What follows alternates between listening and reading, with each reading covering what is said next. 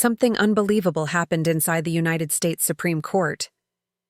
The room went silent. Every reporter, every lawyer, even the justices themselves froze for a moment. What caused that silence? A young congresswoman had just left Justice Clarence Thomas speechless, right there in the highest court in the nation. You could feel the tension in the air. It was the kind of silence that holds power. Pens stopped moving. Papers stopped rustling. The marble chamber seemed to breathe with the people inside it. And it all began with one unexpected question that changed everything. Representative Jasmine Crockett stood at the podium. Few Americans knew her name. She was new to Congress, new to the national stage, and making her first appearance before the Supreme Court. But that day, she was about to do something that no one expected. She would calmly stand her ground before one of the most powerful judges in America and turn the courtroom upside down. The case that brought her there was one of the biggest in years.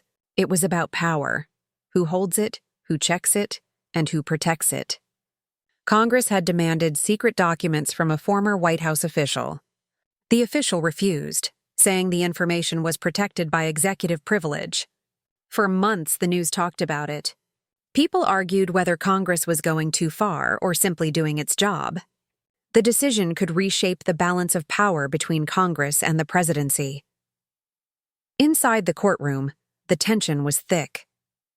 For 2 long hours, the justices asked complex questions full of legal words most people would never use. Jasmine Crockett listened carefully, answered calmly, and never lost her composure. But then, the quiet man on the bench, Justice Clarence Thomas, leaned forward. Everyone in the room knew something important was coming. "Counsel," he said, his voice cutting through the silence. "You keep saying Congress has the right to investigate. But isn't this investigation political? How can this court allow something that looks like revenge, not oversight?" The question landed hard. Reporters looked up. Lawyers exchanged glances.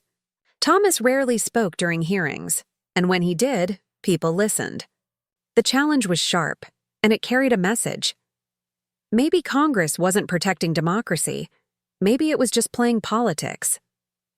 All eyes turned to Crockett. Some thought she would hesitate. After all, she was standing before a man who had spent more than 3 decades on the nation's highest court. But she didn't blink. She looked at the justice with calm confidence and said quietly, "Justice Thomas, your question raises a very deep issue, but maybe not the one you meant." The room stirred. Her tone wasn't angry or defensive. It was measured, steady, and full of quiet power. She continued, "The Constitution gives Congress the power to investigate. It doesn't take that power away just because someone says it might be political. This court has never judged laws by guessing what Congress was thinking. It should not judge investigations that way either." People nodded slightly. It was such a simple point, but it hit hard. She was saying that the Constitution's rules don't depend on feelings or guesses about motive. They depend on text, on duty, on design.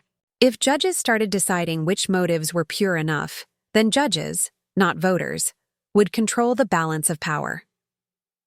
Justice Thomas looked at her closely but didn't respond. The air seemed to grow heavier. Crockett's voice stayed firm.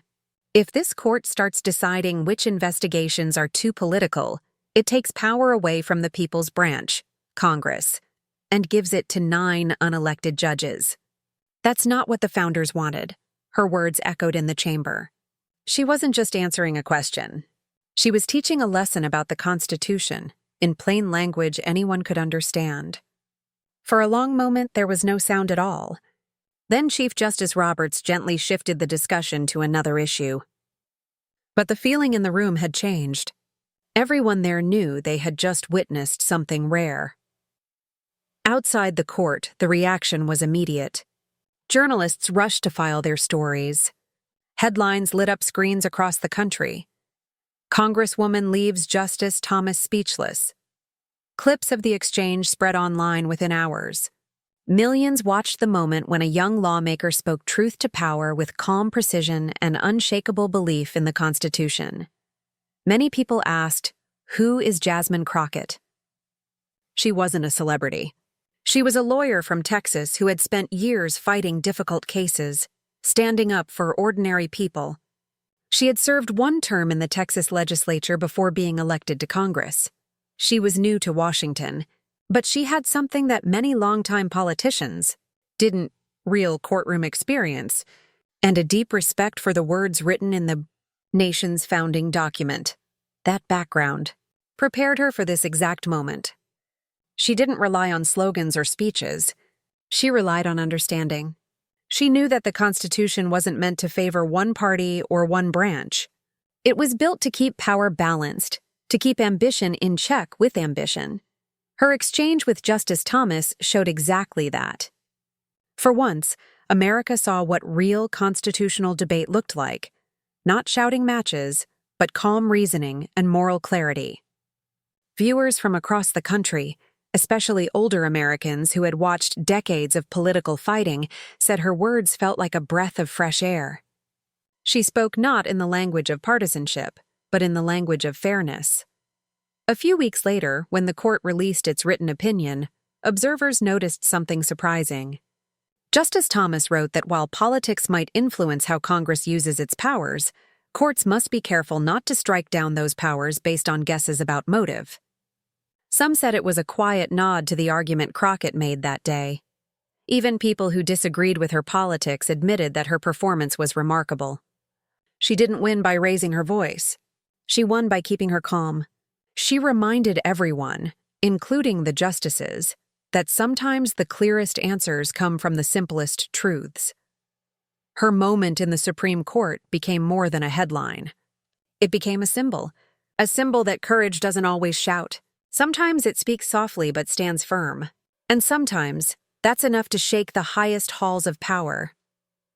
Older Americans watching from home said she reminded them of leaders from another time, people who spoke with conviction and respect.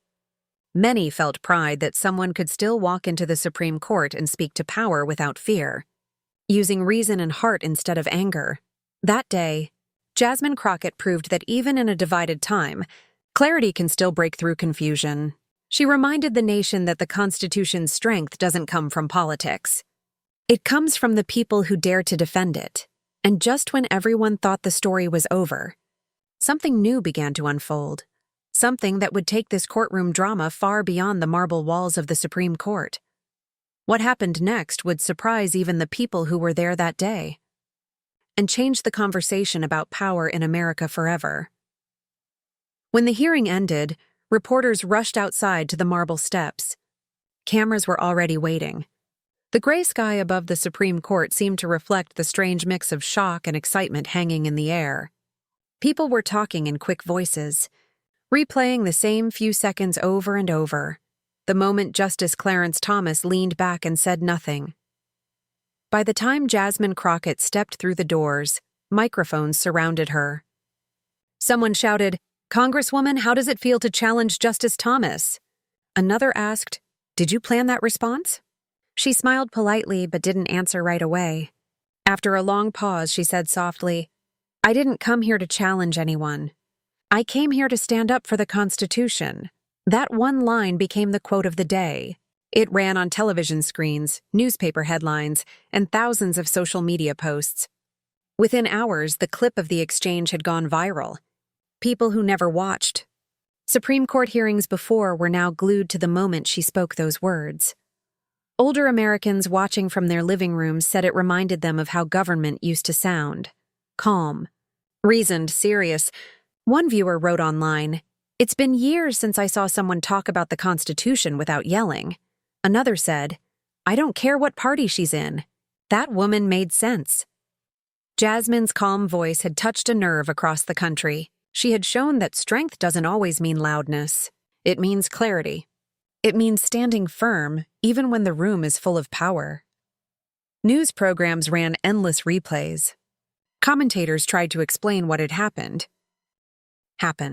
Some said it was luck. Others said it was preparation meeting opportunity. A few called it the birth of a new political star. But for many ordinary people, it was simpler than that. They saw honesty. They saw confidence. And in a time when politics often felt like chaos, they saw a moment of dignity. As days passed, the video views kept climbing. Clips were shared on Facebook pages run by veterans, retirees, church groups, and local newspapers. For once, the comments under those posts weren't angry. They were thoughtful. People were talking about checks and balances, about the purpose of government, about fairness. It was as if one clear moment inside that silent courtroom had reminded America of something it had forgotten, that respect and truth can still cut through noise. Inside Washington, the reaction was more complicated. Some members of Congress praised Crockett, saying she represented a new generation of leaders who still cared about the Constitution. Others whispered that she had embarrassed a Supreme Court justice and would pay a price for it. But even her critics couldn't ignore what she had done. In committee meetings, in the hallways of the Capitol, people were talking about that exchange. Law professors wrote long essays about her argument. Cable shows brought on legal experts who replayed her words frame by frame. One professor said, "In that moment, she didn't just win an argument. She reframed how we think about motive and power." Behind the scenes, Crockett tried to stay focused on her work. She still attended hearings, met with voters, and handled committee duties. But her days were suddenly different. Every time she walked into a room, conversations stopped for a second. People watched. Some smiled with admiration, others with curiosity. A week later, she was invited to appear on a Sunday morning talk show. The host asked, "Did you realize that you left Justice Thomas speechless?" She laughed gently and said, "I think we both had a lot to think about that day." Her humility only added to her growing respect. Viewers appreciated that she didn't brag or turn the moment into a fight. She spoke with quiet pride, saying the real victory was not about her or the court, but about reminding people why checks and balances matter. As the weeks passed, newspapers began writing longer stories about her background. People learned about her days as a civil rights lawyer in Texas, about the clients she defended who couldn't afford anyone else.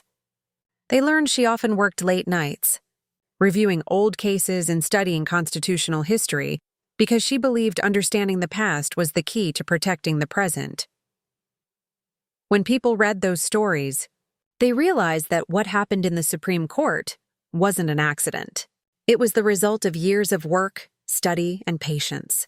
She had been preparing for that kind of moment her whole life, not to win fame, but to make the Constitution make sense again.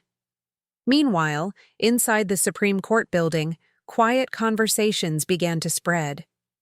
Some clerks and legal scholars whispered that Justice Thomas had been deeply thoughtful after that exchange. He had spent extra time reviewing the section of his opinion about congressional authority. Months later, when the decision was published, one short paragraph caught everyone's attention. It said, "While politics may influence how Congress exercises its powers, the court must avoid judging the legitimacy of those powers by searching for motive. The Constitution assigns roles, not reasons." That line sounded almost like an echo of what Crockett had said in the courtroom. Many experts noticed. They said it was rare for a justice known for his firm opinions to shift even slightly, but this seemed like a small nod of respect. Proof that reasoned words can still change minds, even in the highest places. The day that opinion was released, Crockett held a small press conference. She thanked the court for recognizing the limits of judicial power. She said, "No one wins when one branch tries to control another. We all win when each branch stays true to its role." It wasn't a victory speech. It was a reflection. People admired that too. She didn't gloat. She didn't claim credit. She simply reminded everyone that democracy is supposed to work like this, through debate, through reflection, through respect. Her rise in national attention continued. Universities invited her to give guest lectures. Law students studied the transcript of her Supreme Court argument. Some called it the Crockett moment. They said it would be discussed in constitutional law classes for years to come. In her speeches, she told young people that courage doesn't mean shouting down your opponent. It means knowing your facts, trusting your values, and speaking calmly even when you're afraid. "The loudest voice isn't always the truest," she often said. "The truth carries its own power." Back home in Texas, her supporters organized town hall events where hundreds showed up. People of all ages came to thank her. Some brought old pocket copies of the Constitution and asked her to sign them. She always smiled and said, "It belongs to you, not to me." One evening, after a long day of meetings, she sat quietly in her office looking out at the lights of Washington. She thought about that morning in the courtroom, the long silence, the weight of the moment, the way her heart had pounded even though her voice had stayed calm. She realized that the exchange wasn't just about her or about Justice Thomas. It was about something bigger, the reminder that government still belongs to the people, not to the powerful.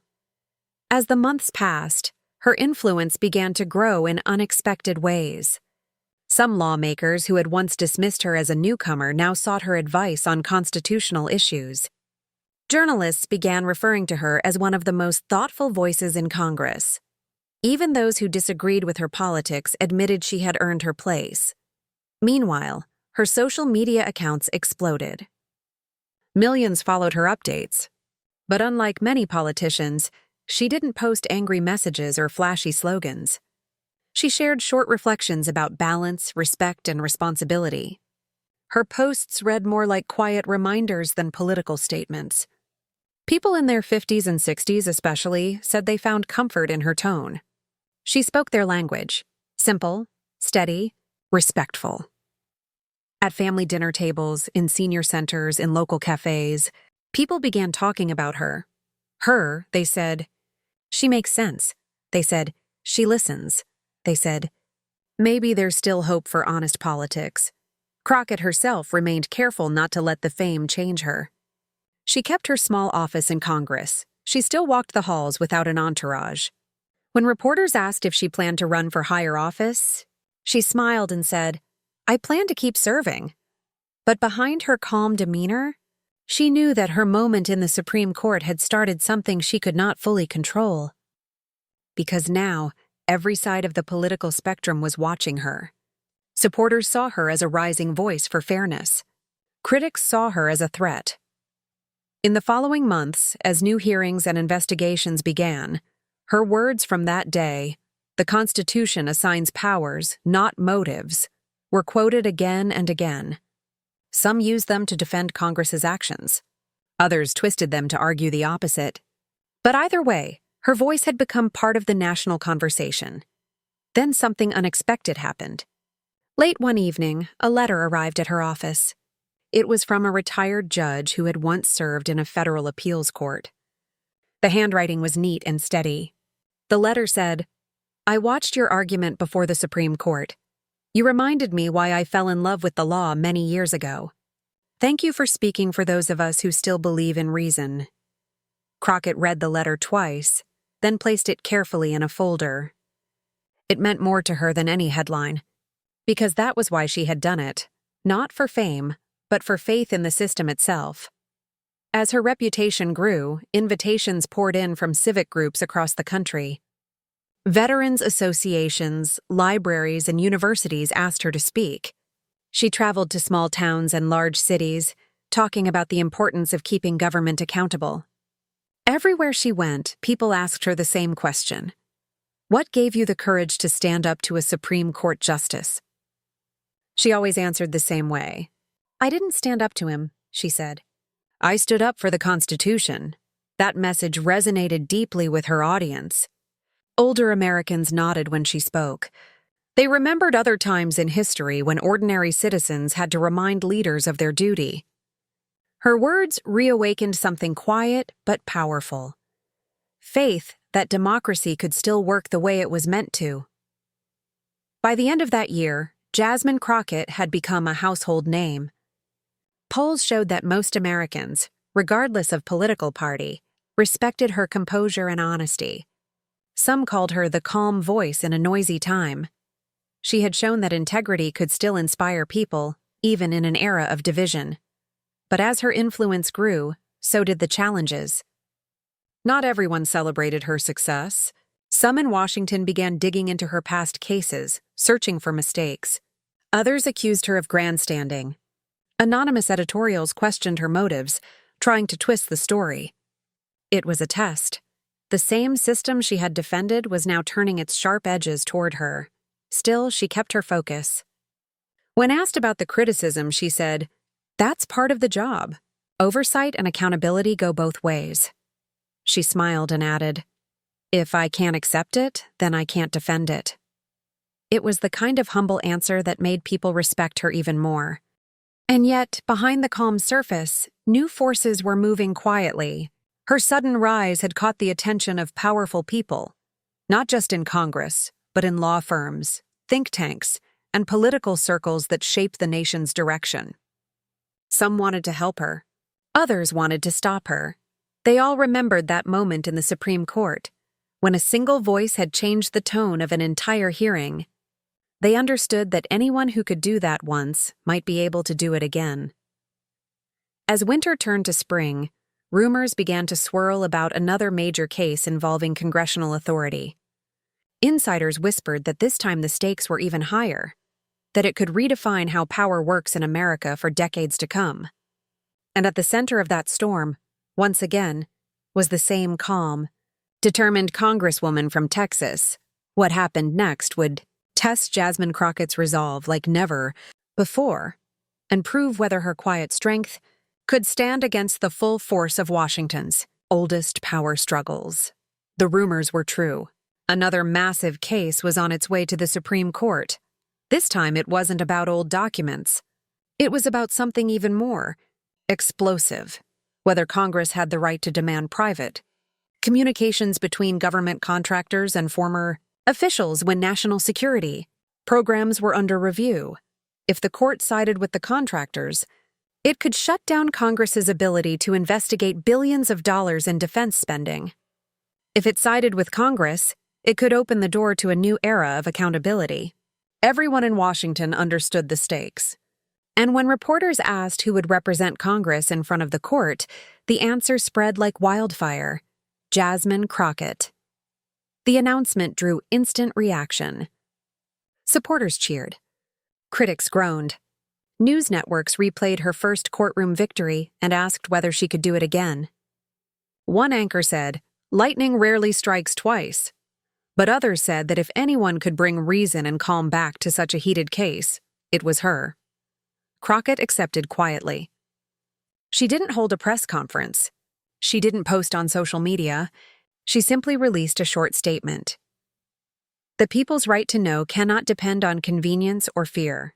The Constitution requires transparency. Behind closed doors, though, the pressure was intense. Lobbyists visited congressional offices, warning that her case could expose national secrets. Some members of Congress urged her to step back.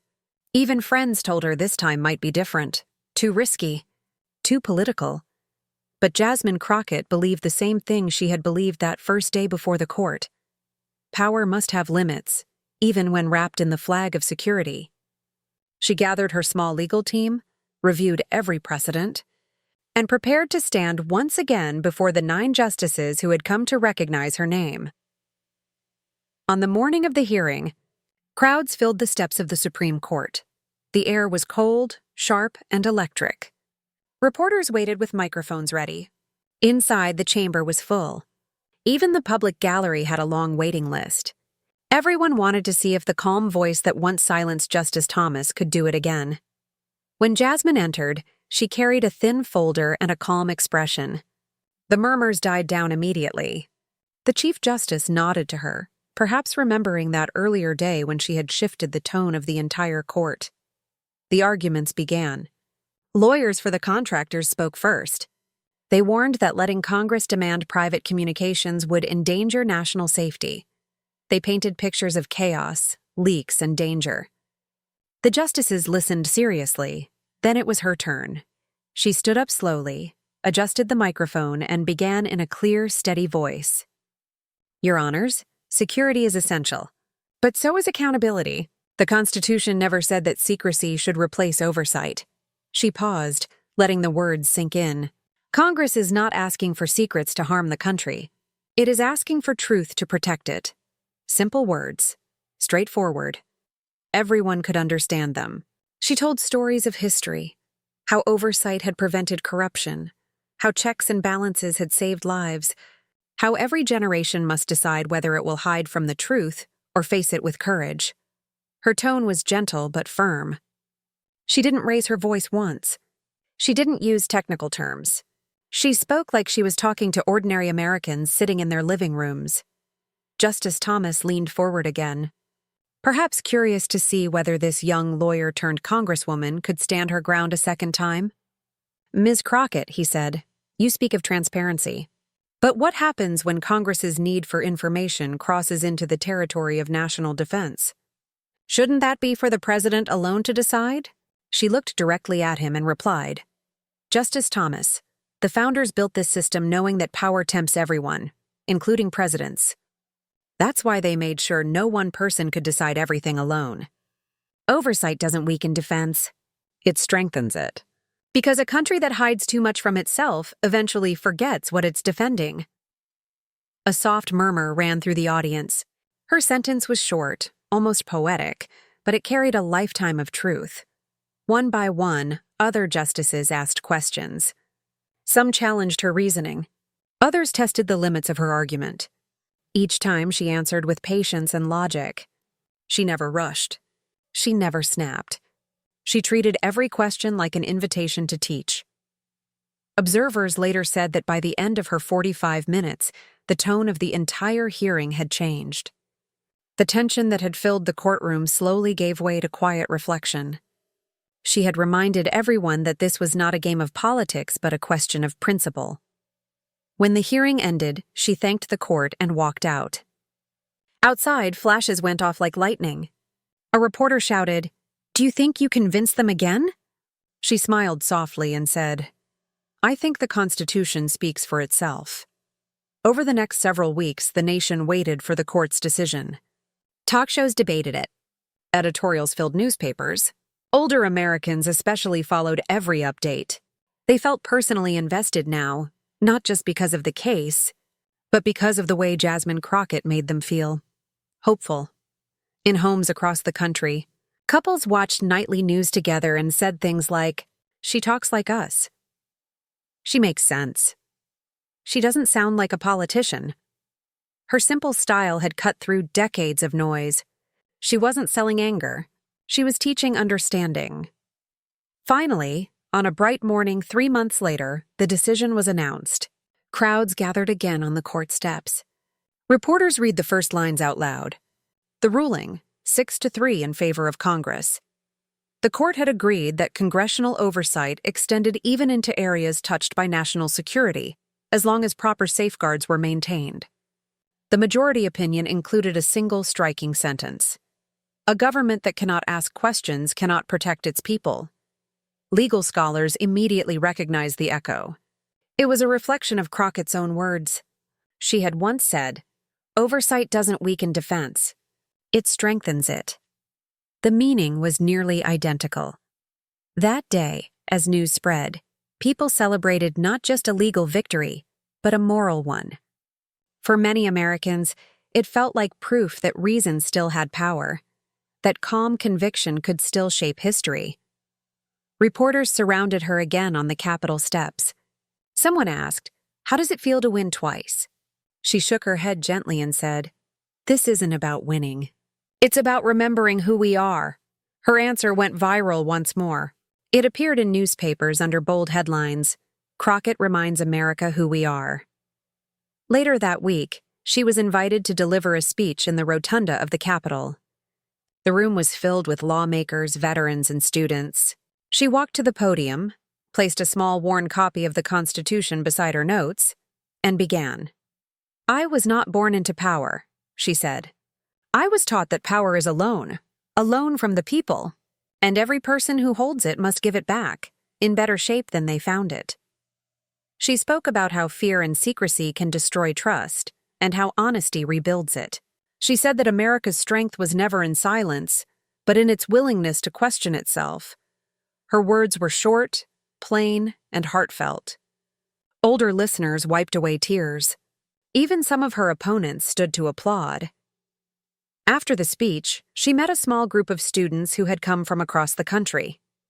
One young woman asked, What's the most important thing you learned from all of this? Jasmine smiled and said, that silence is powerful, but truth is stronger. When truth is spoken with calm courage, even the most powerful have to listen. Her response was shared everywhere. It appeared on posters, in classrooms, and on social media posts that reached millions. Over the next year, Crockett continued her work quietly. She avoided the spotlight when she could. She focused on transparency laws and bipartisan reforms to make oversight easier and less political. Her steady tone earned respect across party lines. Some called her the conscience of Congress. One afternoon, Justice Thomas was seen attending a memorial event where Crockett also spoke.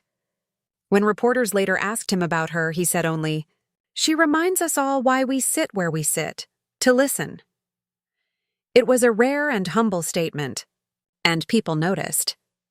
The rivalry that had once defined them had turned into a strange kind of respect. Each represented a different branch, but both understood now how much their roles depended on balance. As time went on, the story of that first exchange in the Supreme Court became part of modern history. Law students studied it. Documentaries retold it. Civics teachers played clips of her testimony to explain how government works when it works right. For Jasmine Crockett, the fame never changed her. She still flew coach, still met voters at small diners, still carried that same little Constitution in her bag. When people thanked her, she always said, "It's not me. It's the idea that matters." She often visited schools and community centers, telling citizens that the real power of democracy was not in Congress or the courts, but in the people who care enough to pay attention. Every time you ask a question, she would say, "You are practicing oversight too. That's how democracy breathes, through your curiosity." In the years that followed, more lawmakers began to follow her example. Hearings grew calmer. Arguments grew clearer. It didn't happen overnight, but her influence spread like light through a window. Quiet, steady, unstoppable.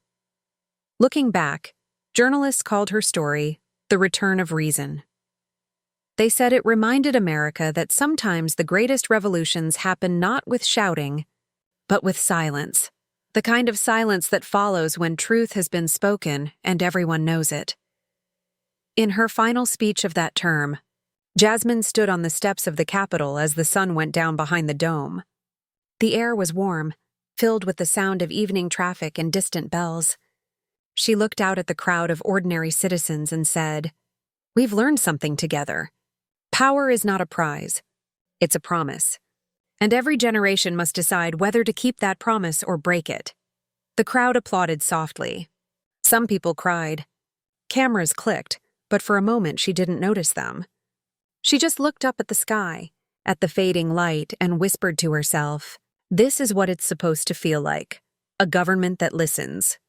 The video of that moment spread again, not because it was dramatic, but because it was peaceful. It reminded people of hope, of balance, of possibility. And so, the story that began with a single question in a silent courtroom ended with a nation remembering its voice. Jasmine Crockett had not shouted down power. She had spoken to it. She had reminded the country that courage doesn't always roar. Sometimes it speaks softly, carries truth, and changes everything. And that is how one quiet voice reminded an entire nation that truth still matters. Jasmine Crockett didn't change America by shouting. She changed it by believing that honesty, patience, and respect still have power. Her story shows that courage doesn't always come from anger or noise. Sometimes it comes from a calm voice that refuses to give up on what's right. It's proof that even in a noisy world, truth can still be heard, if someone is brave enough to speak it. If this story inspired you, if it made you think about what real leadership means, take a moment right now to give this video a like. It helps more people find stories that remind us what integrity looks like. And if you want to keep exploring moments that shaped our nation, stories of courage, justice, and truth, make sure you subscribe to our channel. Turn on the notification bell so you don't miss our next video, where we uncover more powerful moments that most people never get to see. Your support means a lot. Every like, Every comment, every share helps keep these real stories alive. Stories that show that calm strength can still change the world. Thank you for watching. Thank you for caring. And thank you for keeping faith in what America can still be. We'll see you in the next one.